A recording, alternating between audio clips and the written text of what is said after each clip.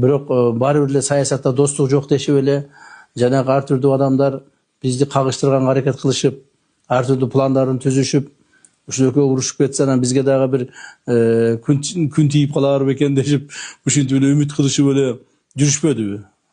Бирок азыр деле ошо үмүт кылгандар бар.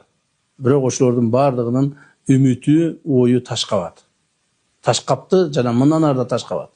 Себеби биз дагы бир жолу айтайын. Садыр Кожоевичтин бийлигине же болбосо президенттигине мен кызыгып аткан жерим жок. Ошол Садыр Кожоевичтин алып мен бир президент болуп алайын деген оюм жок.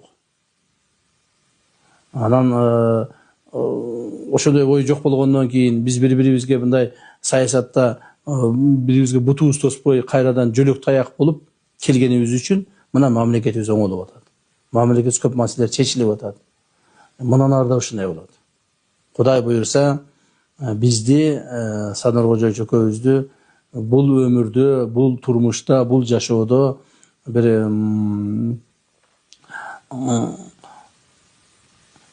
ажыраштыруу бул өмүрдүн бүткөндүгүнүн гана себеби болушу мүмкүн да.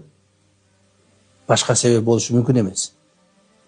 Мен мындан ары дагы ушул Кудай буйрса, Кудайым ден соолук берип иштеп турсак, ушундай таризде өмүрүбүздү улантсак, бүтүрсөк деген оюм бар.